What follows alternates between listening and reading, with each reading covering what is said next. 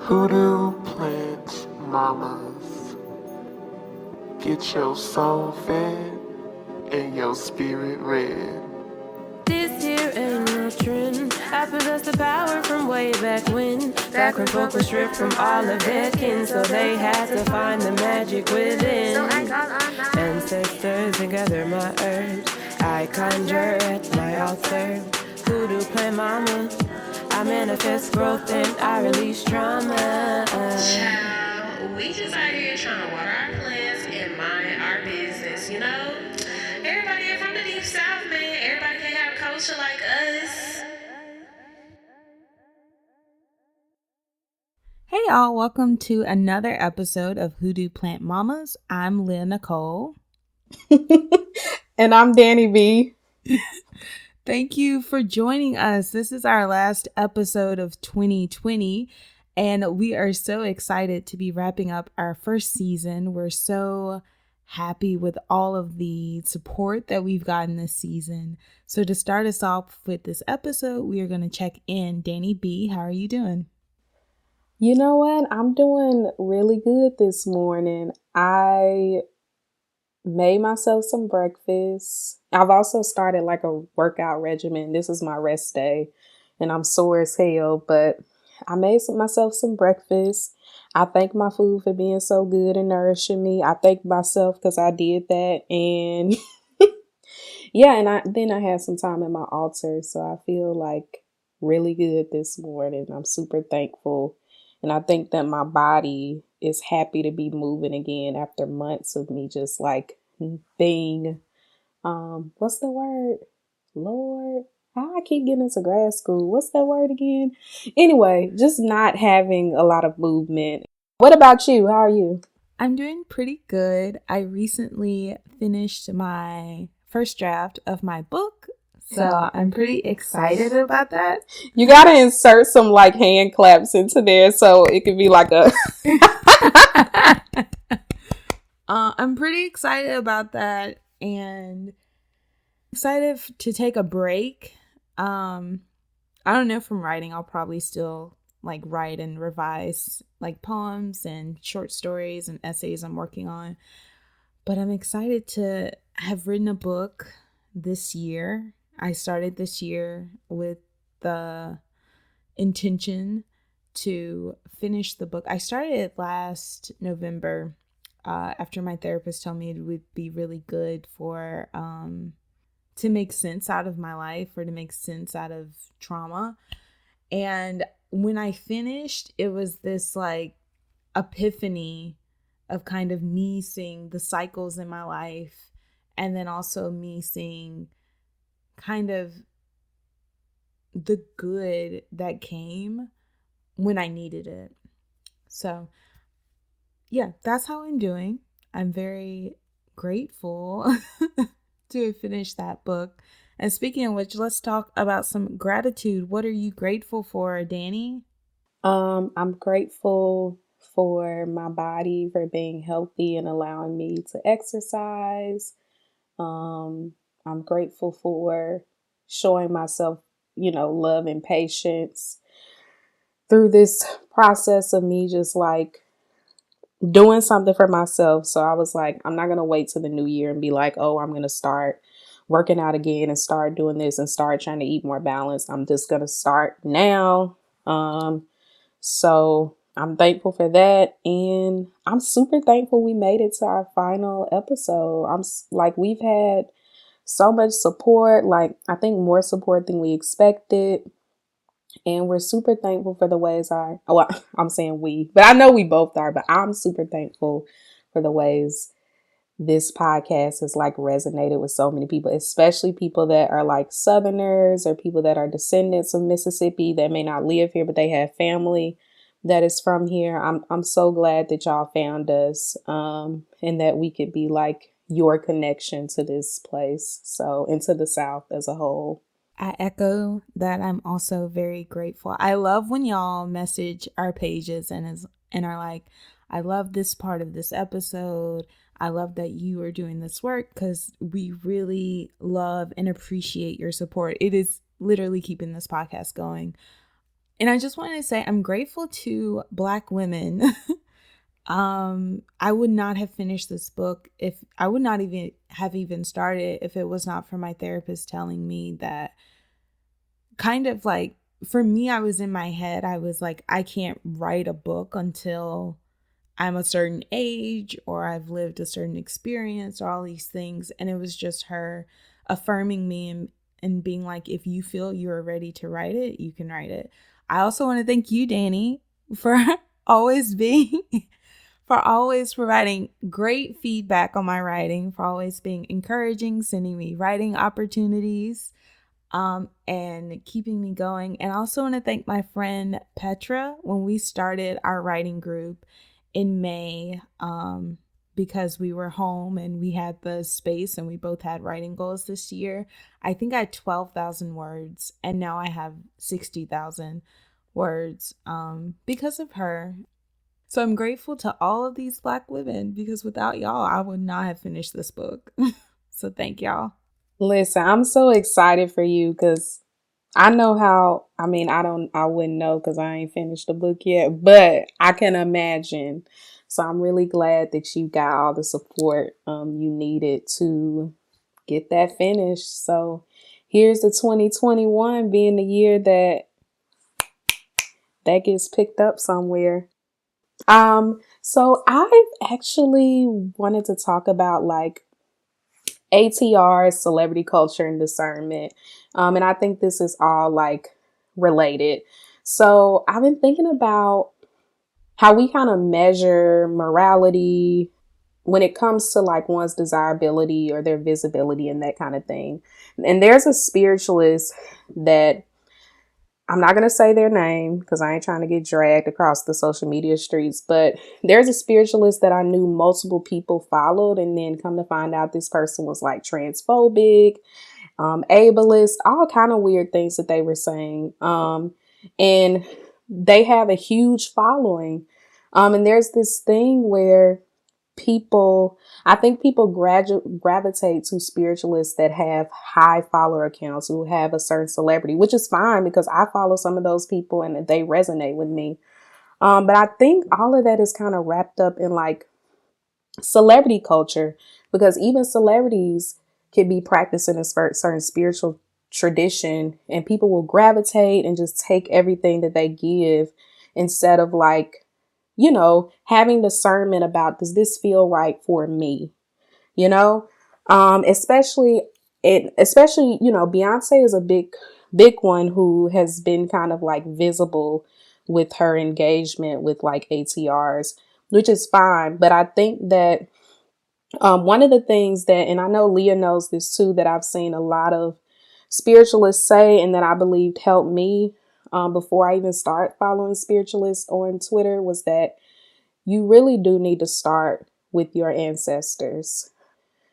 You can't assume that because somebody is popular, because somebody has wealth, or you perceive that they have wealth, that they are, good or intelligent, or and I'm not immune to that either. And there's a spiritualist, and Leah, you could talk about this person that you mentioned, but there's a spiritualist, Ehime, and they've also stressed this. So they practice a completely different spiritual tradition than I do.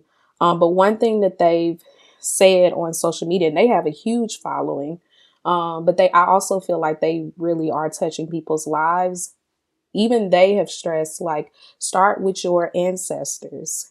Don't try to jump into all these different things, or because this seems popular on social media, or this seems like flashy and all of that stuff. Like, start with your ancestors, and also trust when something doesn't feel right. Trust if you're following a spiritual person or a spiritualist. If you start getting icky vibes, disengage. It's not you. Like, sometimes it's something inside of you that's saying, hey, that information, that energy is not meant for you. So I'm going to stop there and see if you have any other thoughts before I jump into the other thing I was going to mention. Yeah, I wanted to reiterate, I follow someone whose name is Melanated Mama on Twitter. They're like they're young, they're like 20, and they said the same thing. Your ancestors come first, not Twitter. And recently I had to go through and call a lot of spiritualists I follow, because I think in the beginning I was just so hungry to learn more, to have knowledge, to have validation, to have something, that I was following everyone left and right. And then I kept getting to a point where I would like go on Twitter and there would be these messages and it was confusing me, and I was like, I don't know what I need to do. And I just felt like I was going in circles, to the point where I was like, well, these are like 3 tarot readers whose messages really resonate with me. I'm going to stick with these 3. I'm going to get rid of the other 15 that are in my feed. And that's really helped me. Something else I wanted to talk about, though, is that a lot of times what I see with these spiritualists who have large follower counts is that they'll say they want Black people to reclaim hoodoo or to remember hoodoo, but then they'll go and judge Black people for the way that they're trying to remember it, because not everyone has elders who practice, or elders who remember their elders practicing.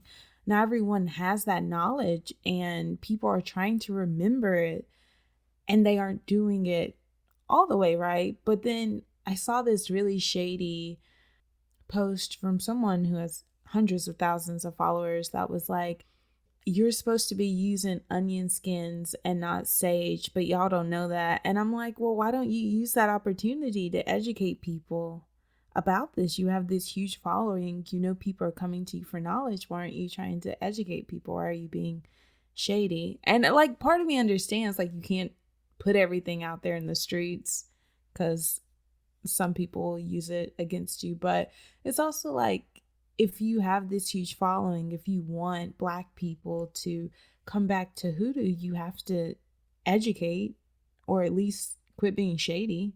Yeah, I also think that, and I'm never going to be that person. Even when I talk to my friends about these things, when they want to learn and they ask me questions, I literally learned on my own. I did not find, all of these accounts that I follow, some of which are super helpful for me. Until after I was like on this journey, I was introduced to getting to know my ancestors through an E5 priestess, and another E5 priestess helped me to start getting serious about my altar. But that particular spiritual, though the practice that they were coming from did not resonate with me, but I still credit them for like helping me to get to my ancestors. And once I started developing that relationship, I started realizing, like, girl, you're going to have to pull a little bit from your Christian background. You're going to have to, because that is the lineage that you're coming from. Or you're going to have to pull from the earth. You're going to have to be using roots and herbs, which I'm still learning how to use and still reading about and trying to figure out, like, well, what's this for? And I also just go with intuition. I was doing money workings before I knew what a money working was. I was just like, well, shit, I'm going to try this. I'm going to do this and I'm going to try it and see what happened. Obviously now I'm more intentional about that than I was when I was just kind of like getting a thought in my head and doing it. But I do think when it comes to like liberation and people reclaiming these, people aren't, nobody is obligated to educate. But I think if you're for Black people, there can't be like this weird arrogance. And that happens a lot. I don't follow anybody like that, but sometimes it'll get retweeted on my TL. There's this weird arrogance with like, you need to be doing XYZ, but y'all not ready for that conversation. Well, actually, a lot of people are ready for that conversation, and that's why, one of the first podcasts I got introduced to was Juju Bay.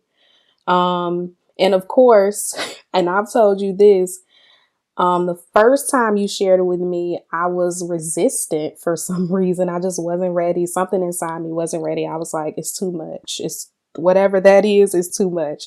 And then I went back and I listened and I was like, why were you running for this?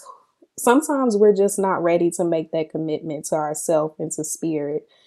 But once I got so much useful information. I also got affirmed in a lot of the stuff that I was doing, but I definitely feel like what helped me is that I started with my people and I listened to myself when something did not feel right and when it didn't resonate. So I guess I say all that to say, like, don't internalize. I sometimes we have to check out of social media because social media is becoming more and more powerful every day, and you can get a lot of information, but sometimes you got to check out because you can, begin to internalize every little thing. I think, and I'm not going to, this is somebody that's super popular, so I'm not even going to like say what the tweet was because I like this person. But I remember somebody that I follow who I like and I didn't unfollow said um, something along the lines that if you do this particular spiritual practice, you should know better. You should know that this is XYZ. And I like got triggered. I was like, well, damn, that's fucked up. Like, what is that supposed to mean? And I don't know. I don't think it was coming from a bad place, but that was a testament to myself to like, girl, you got to check out like somebody else's story, somebody else's belief is not yours. And it ain't got nothing to do with you. Take what works and leave what doesn't. So I don't know if that like wraps into celebrity culture, but I think the main thing I was interested in, especially as we move forward with this podcast after this season, is that you gotta like look within. Do not get wrapped up in this popularity thing that's happening online. And I had to say that to myself because like you, Leah, when I started realizing like, oh my gosh, all these different Black people are doing similar stuff as me, I started following everybody. And then you end up following people and find out later like, oh no, this person is kind of got some dark energy. And let me tell y'all something. Just because somebody is a fucked up person don't mean they don't got, juju or they can work roots and all that stuff. It just means like they don't have good intentions. Like everybody doesn't have to be love and light, but if you intentionally go out of your way to be cruel or nasty to people, I don't even want that energy. I don't care how powerful you are. I don't care if your oils do work. I don't want that energy or anything that I'm buying for you. I don't want that energy on a reading that you might be doing for me. You know what I mean? So I don't know if that makes sense, but that was on my heart. And I've been thinking a lot about that for myself. I've been had to check myself. And so I just hope that y'all will listen to your gut when it comes to social media, when it comes to spiritualists, when it comes to spiritual traditions that you might want to engage with. Yeah, I want to echo that. Listen to your intuition, because I think a lot of my spiritual practice has been intuitive. One of the most common questions is how do you build your altar? And even that, I started with the candle and water. And by the time I had built my altar, Ia Ahime, they wrote a post on Patreon and they were like, if you want to do your ancestral altar, here are the things you have to have. And I already had all those things. And I didn't read about them in a book. I was just like, I think I want to put this on my altar. And I think I want to put that. And that is a lot of this practice has been me being like, what do I need? What do I want? Where do I want to go? And following my gut, following what I think is best for me. And I think that was part of why it was so confusing, because I think all of us want a bit of external validation. And I was on Twitter being like, well, I feel like it's this, but this person on Twitter says Aquarius for this month, they're going to be doing this. And I was like, I'm not feeling that. Or another one of my placements is going to be going through that. And I was like, I'm not feeling like that's going to happen. And it was always a battle between me and the outside world. But always, always, always go with yourself first. Go with your ancestors first. Pray for discernment. And I actually think that my prayers I know God is weary and my ancestors are too, because I stay praying like, please help me see, please give me sight. And I'm just like, when I finally get the sight, I have to start making changes, and I have to start like divesting from celebrity and popular culture, not thinking that, okay, this person that I respected, like they said XYZ, if it don't feel right for you, keep it moving. Don't internalize it as in you ain't practicing hoodoo right, or you ain't doing this right, or it's something wrong. It's like your spirit off then. Like if you ain't doing it like this person. No. Pray for discernment, listen to your ancestors, listen to your heart, and take what works from the outside world. I also want to say, and I'm sure Leah agrees, not everything is a message. Not everything is like has some deeper meaning. Sometimes somebody will tweet some shit. I don't know who this for, but you need to quit that job. Listen, don't quit your job because somebody tweeted that. Okay? Sometimes it's just a tweet. You'll know if the message is for you because a hit dog will hear it. I can attest that, will feel it. I can attest to that. So I just want to say, like, everything ain't gotta be deep either. So be careful, discern, listen to your folks and yourself. Now we can take a break if Amen. you'd like. We could go ahead and take a break then, unless you have something else. No, we can take a break. Cool.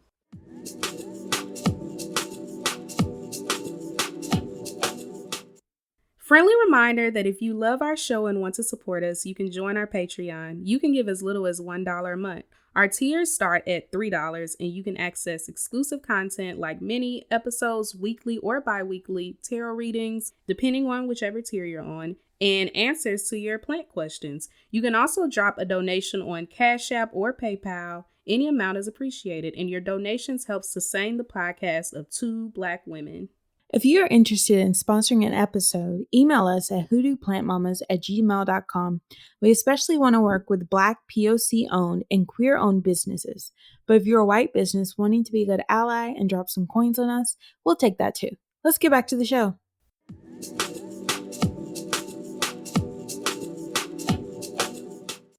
Now that we're back, I want to talk about something that's been bothering me because y'all are mean. I am sick of this Aquarius slander. Every time I get on Twitter, all I hear is about how Aquarius don't have feelings, Aquarians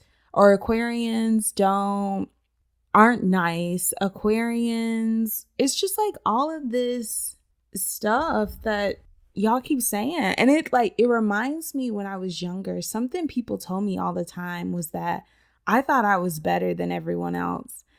And so a little bit about my big four placement, it's dominated by water. So when people told me that, I would start crying, and I thought something was wrong with me. The reason people kept saying these things about me, because in my head I had tunnel vision. I'm like, these are my goals. This is what I want to do.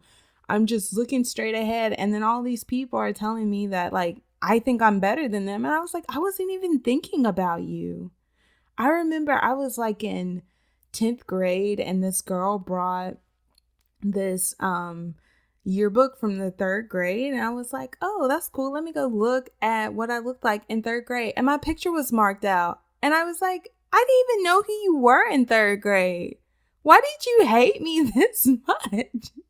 People have been disrespectful to me. And it wasn't until recently that I learned a lot of this is just projection. It's people view Aquarians in a certain way. So then they start projecting that back to you and be like, you are this way. And I was like, I wasn't even doing anything. I was minding my business. And y'all are being mean to me. So y'all really need to stop that. You know what? There is this weird thing with people thinking Aquarius, which again, other parts of your chart matter as well, but think they're heartless or they don't have emotions. And for me, for the longest, all I knew is that I was Aquarius. I didn't know my whole chart. But I remember people, I think I used to give off an energy that was like very detached and emotionless. And really, I wish I could tell those people it's actually just trauma from attachment issues and learning when I was younger that you can't get attached to anybody because they'll disappoint you or leave you. So yeah, that's weird. I really, I've been curious about that too with the whole Aquarius thing. I know people that say that they would not date an Aquarius. And listen, the only group in the Aquarius community who I would say they could stay away from me are Aquarius men. Now, if you want to drag somebody, drag them, because I haven't met one yet that wasn't toxic. I I actually dated an Aquarius man, and I feel like he will not date another Aquarius woman. So I'll just say that. Two could play that game. So something else about Aquarians that I saw was people being like, Aquarius tend to be like 2 to 3 years above their peers. And it reminded me kind of like all of these things that I did in my life. Like when I went natural in 2011, and most people around me went natural in 2013, 2014. And people were mean to me. Like most of the people who were natural at that time were biracial or lesbians or were going through like emotional breakdowns. So that's what people accused me. They were like, you're either a lesbian or you're having mental health issues, which I was, but I wasn't having an emotional breakdown. But people were really mean to me. I know I've had several people who pressure me to put a perm in my hair, who told me, I wasn't going to get a man. I wasn't going to amount to anything because I was wearing my natural hair. And like, for me, I felt some type of way like years later when people finally were like, oh, I went natural because of you. And for me, it was hard for me to feel happy because I was like, in this process of you going natural, you hurt me. Like one of my friends, who was the first one I showed when I chopped off my relaxed ends, she was like, God made perms for a reason. And now her and her children are natural. So it's like hard for me to be happy because I'm like, you hurt me. So yeah, that's another thing. Y'all need to be nicer to Aquarius. When you come to me nicely, please. Oh my gosh. That's funny because I went natural in 2011 it was like as soon as I graduated high school. And let me tell you something. I'm gonna be honest. This was when I cut off all of my hair. Like I cut all of my hair. I was going through some stuff, and I've done that twice during big life transitions. So I cut all my hair off in 2011 and went natural. I just was like, well, I hadn't got a perm in a long time. And then I was like, I'm just gonna cut this shit off. And I was going through my little stuff with transitioning to college. And then after I graduated college, I twisted my hair. I got fucking heat damage from this girl. Actually, me and 3 other friends who let this girl straighten our hair for graduation got heat damage. And it was just so bad. I was like, oh, well, I'll just twist it and let it lock up and just leave it alone. Then I was like, I hate this. I hate everything. And I cut it all off again. And so that was my last big chop. Now, of course, at the beginning when the pandemic shut everything out, I decided to lock my hair officially because I kept going back and forth about it. And like y'all, we know that charts matter, but this is up for debate. But I do think I've always heard that Aquariuses are very like innovative or ahead of the game, so that makes sense. And it's so weird. I don't know if it got anything to do with me being an Aquarius, but I've definitely always been an outsider or just trying to do something, you know, different. And usually it's just related to me trying to find myself. It's never like I'm trying to be that girl with like, no, I'm not like you other girls. No, it's really just I'm trying to figure out who I am. So I'm just experimenting. Even now, like I've been experimenting with my style and trying to find something that feels good and makes me feel confident in my body. So I don't know. I feel like we the innovators of the planets. Just saying. I agree. And y'all need to be nice to us. Also, Toni Morrison, Aquarius. Excuse me. And also Alice Walker. You're welcome. Aquarius. Yeah, y'all gonna hate us in February because both of our birthdays are in February. And that's when the season 2 starts. So we gonna be feeling ourselves. Get ready. Okay, y'all. So we said this episode was gonna be random. Please bear with us, y'all. This is the last episode. This might be related to what I talked about earlier, but also this is probably gonna come up again. Child, they still on the internet calling our ancestors demons and telling us that we opening portals to hell. And let me tell you something. I'll see you when I get there. I will see you when I get there. I'm tired. What is going on? So this is my thing. If you are focused on your relationship with God and your salvation and all that stuff, why are y'all so pressed about like Black people doing ancestral veneration or Black people doing hoodoo or Black people doing other kind of ATRs and calling it like worshiping false gods? Nobody said that our ancestors were gods. What are you talking about? And I always wonder, like, when these people who in real life they're super hateful and nasty and all they have going for them is quoting scriptures in the Bible, I be wondering, like, well, if we going to hell, why you think somehow that all of the terrible things you say and do and feel about people is gonna like excuse you? If I just feel like we all busting hell wide open if that's the case. But for me, and I'll probably keep saying it, I am not moved any longer by fear.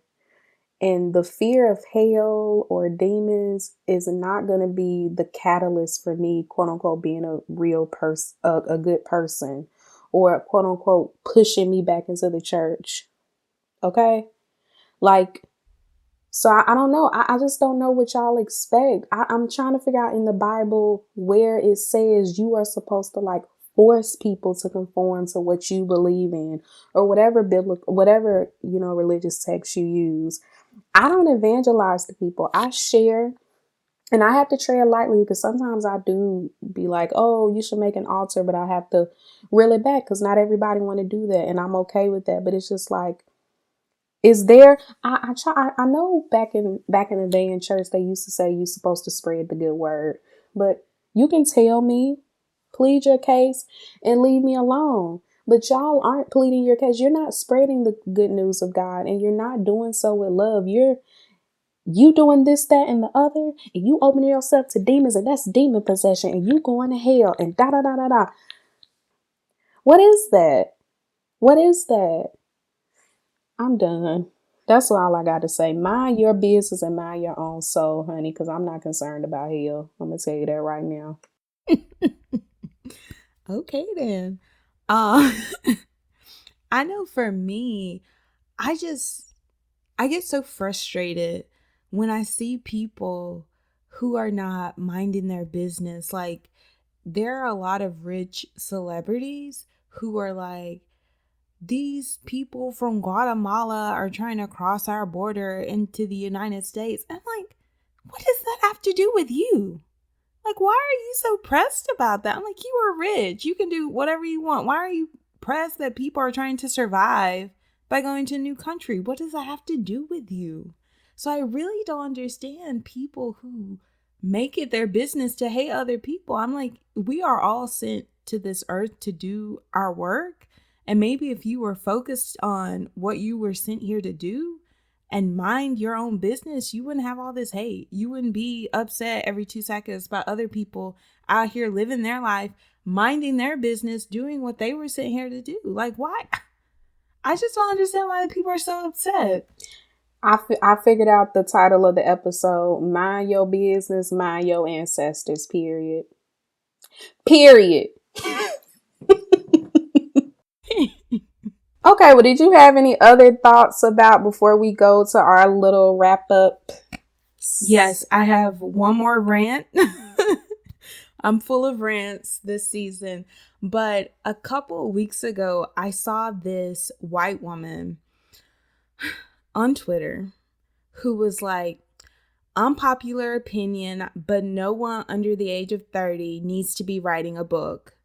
And I was like, wow. And then she went and like revised her initial tweet because everyone was commenting and be like, what about this person and that person? All these young people who are writing great stories under the age of 30, like Rupi Kaur, Zadie Smith, Alice Walker.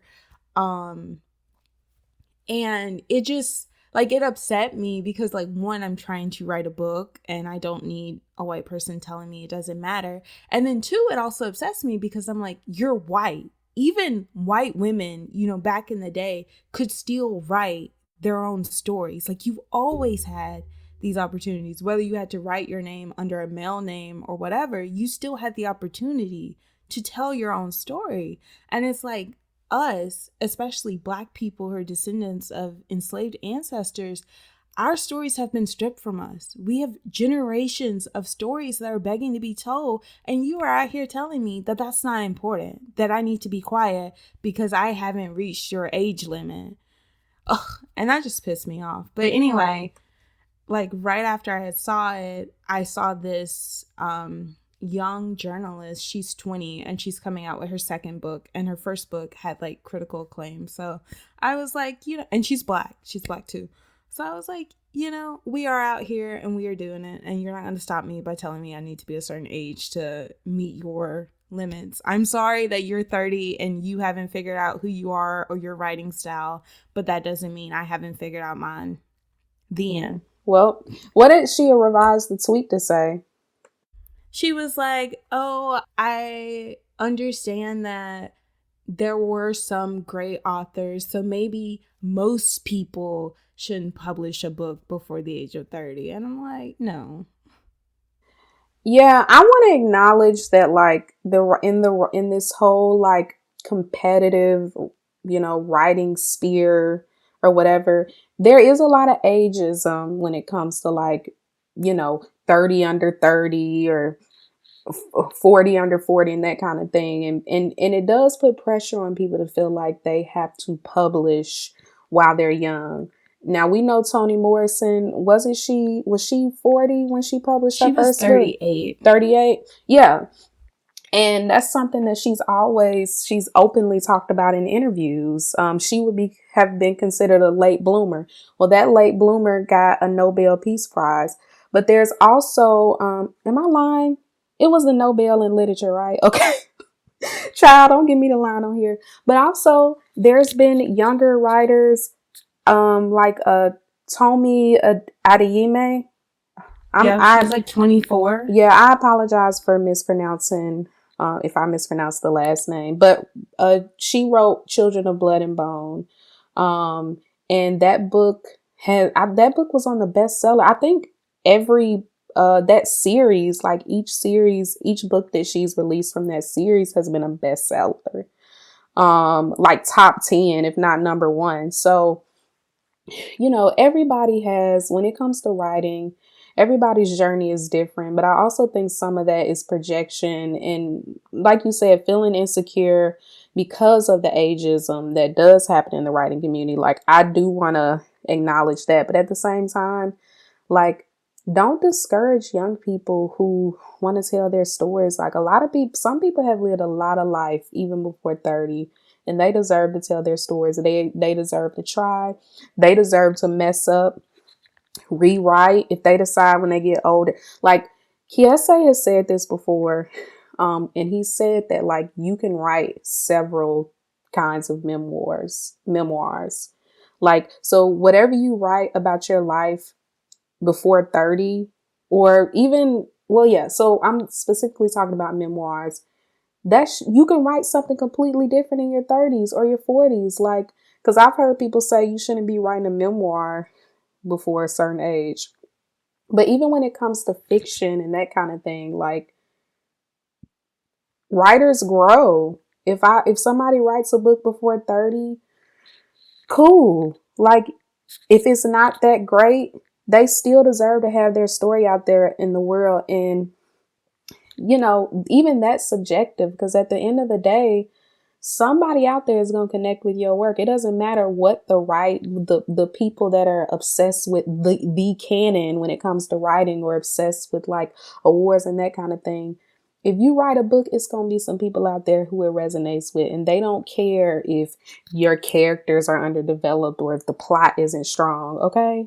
Like, so do what you got to do and stop worrying about getting validation for people who are obsessed with trying to meet standards that have really been set by mostly white male writers. I'm not interested in reaching their standards. I'm interested in writing my stories, telling my truths, and hoping that the people who need those stories, that those stories find them, or they find those stories. Other than that, that's back to the theme of today. Mind your business. Mind your ancestors. I also wanted to add, with Toni Morrison, she wrote a book when she wanted to write a book. I think she probably was always capable of writing a great book. And when she talked about writing The Bluest Eye, she was like, I just wanted to see if I could write it. And that was why she wrote it. And a lot of writers, when they write their first book, they're like, I just want to see if I can write a book. So I don't think you have to be a certain age to write your first book. You just have to want to write a book, or be ready, or feel like you're ready to write that book. I think for me growing up, I didn't really get the ageism. I was always told that young writers are bad writers. And once I get to a certain age, then I'll be a good writer. And so I think my struggle, especially this year with writing, has been fighting back against that and being like, no, I can be the best writer I can be right now. And that's enough. I don't have to be number one on a bestseller list. I just have to write the best book that I can write at 25. And even looking at other writers whose work I've admired and I follow on Twitter, I found out most of them were younger than me. So I was like, wow, okay. And some of them are also writing books because they are ready to write books. So I think, again, it is best to mind your business. Some of us know who we are, or at least have a good idea. Some of us have put in the work needed to create good stories. Let us write them. Leave us alone. Yes, no, that's so true. And as a writer, it goes back to that whole idea. Look at us bringing it full circle. When I was talking about celebrity culture and your own discernment, that happens in the writing community too. You think because, this big deal writer who's been a bestseller got this award, they say something super absolute on Twitter, and all of a sudden you internalize it. I had to stop that shit too. I've had to stop that shit when somebody who I respect and know, like a writer that I know on a personal level, says some stuff, and I'm like, damn, if they can do it, I should be able to do it. And because I can't do that, I'm never going to be a real writer. You can't do that either. It doesn't matter if it's your mentor. It doesn't matter if it's a friend or somebody you know who you worked under and you respect. Not everybody's way is your way. Not every spiritualist who practice something a certain way is going to work for you. Not every writer, not every whatever is happening, whatever people you follow on social media, who you admire for whatever reason, what's for them is for them. What's for you is for you. So don't be internalizing that stuff. Like Leah said earlier, we were all sent here. We were all sent here for a particular reason. And some people believe that we choose our destinies. And if that's true, I'm thankful for the destiny that I chose for myself. At this point in my life, I trust that, I made the right decision when I was up there in the heavens. So what are some things you're excited about for our next season? So far, I'm really excited about some of the episodes that we have planned. I have some stories I gotta tell. I'm excited for also a guest or two. Excited for the people that we get to talk to next season. And I'm just excited to continue to do this work and to talk to people and get the support that we have and build the community that we are building. I'm excited about all that. Yeah, I got a feeling next season gonna get spicy and I'm excited about it. Especially February. I'm ready. But yeah, I'm excited about next season. I'm excited about some of the people we are gonna interview. I'm also excited for a little surprise we have for y'all in January. And so yeah. So thank you for coming this far with us, and we hope you will, get back with us next year. So Leah, and I'll say mine too. What's one of your favorite episodes or moments from this season? I actually have a few. I think coming into this season, I knew that I wanted to talk about Mississippi because I know what it's like to live outside of it for 3 years and kind of the myths that people keep throwing at me. And I was very happy when Brittany joined us. And when she started talking, I was like, well, let me be quiet over here because she got this. So I was very happy about that season or about that episode. And I also really loved our conspiracy theory episode, especially now with the vaccine. I keep thinking back to when you were like, a lot of these conspiracy theories are rooted in real trauma that Black people have faced. And it's kind of a way of us to make meaning out of that suffering, but to also avoid further hurt as a means of survival. So I keep going back to that too. So those are my favorite moments. What are yours? You know what? This is hard because I love the Mississippi episode. I love talking with Brittany and us just like laughing and reminiscing together about growing up in Mississippi and defending Mississippi's name, period. But you know what? The God in Nature episode, it felt really good to just talk that out. Like, I don't know, it almost felt therapeutic to like talk about our journeys and just how magical it felt for like even hearing your story. It just felt so magical the way that we found ourselves or survived ourselves or and that kind of thing through the natural world. So I really love that episode. But it's hard to choose between that one and Mississippi. And I love the conspiracy episode too. So I'm going to just say by default, the Mississippi episode is my favorite because that was hilarious. Because some of the stuff that y'all mentioned, I'm never going to get over the fact that y'all didn't, like, people think we don't got swimming pools.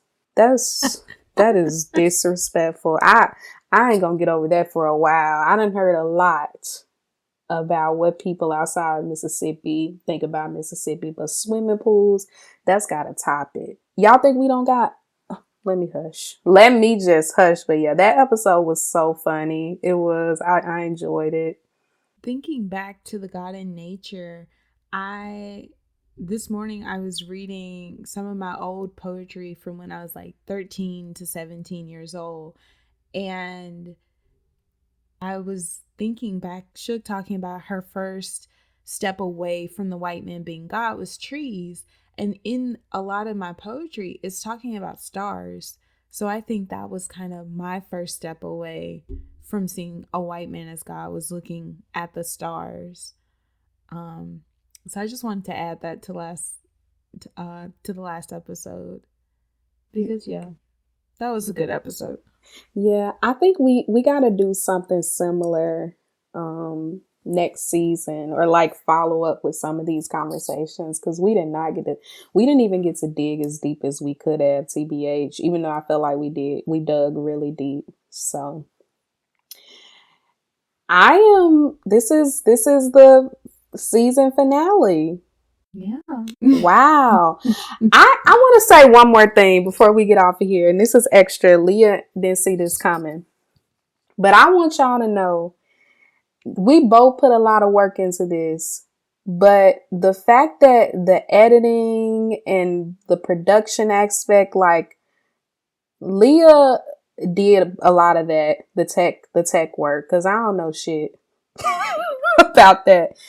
And so I just want to acknowledge that, because when I posed this idea, like back in August or July, I feel like you came, you followed up, and then we started planning. And I'm gonna be honest, I was nervous, I was scared, I was like, I don't know if we can really do this. What happens? What if people don't fuck with us like that? And now on average, we have a little under 200 people listening per episode, I think. And every day the number is rising, or like new people will find us and say, oh my gosh, I love this discussion. So I just want to honor Leah's work with this podcast and honor us both for starting this journey, even when it felt like the odds were against us, even when we felt like, do we have the resources? Do we, are we interesting enough, or are our conversations going to be interesting enough? And thank you to the people, our friends, strangers, whoever, who are rocking with us and who connect with us. Like, I mean, I'm super thankful and super shocked, and also like excited for the ways that this podcast and the communities that we are building is going to continue to grow. So those are my final thoughts. Thank you for thanking me. But also, I think that kind of goes back to alignment. My last 2 jobs were like in marketing, event planning, podcast editing, video editing. So a lot of these skills that I'm using for this podcast were jobs that I was like, I don't even know why I'm here. But maybe I was at those jobs so that way I could be here, so that way I could be able to do that. So I'm grateful for that. And again, I am grateful for all of you, for listening, for supporting us, for sending us money. I'm very appreciative for that. And we hope that y'all keep listening. Y'all keep sharing this podcast with your friends. And yeah, the end. Final thoughts. All right. Well, if you like this podcast, make sure you like, rate, and review Hoodoo Plant Mamas on Spotify, Apple Podcasts, Stitcher, or whatever other streaming platform you use. Give us those 5 stars. Also, take this time while we're taking our month off before the next season to go back and revisit episodes. You know what I mean? Also, share your podcast with your friends. Follow us on Twitter at Hoodoo Plants and Instagram at Hoodoo Plant Mamas. So thank y'all so much for joining us this season. We are excited about all the things coming in 2021. So thank y'all, and see y'all then. Bye. Bye. This show was created and produced by a Black girl named Dani and a Black girl named Leah. Our music was produced by a Black girl named Tasha. Hoodoo Plant Mamas, y'all be blessed.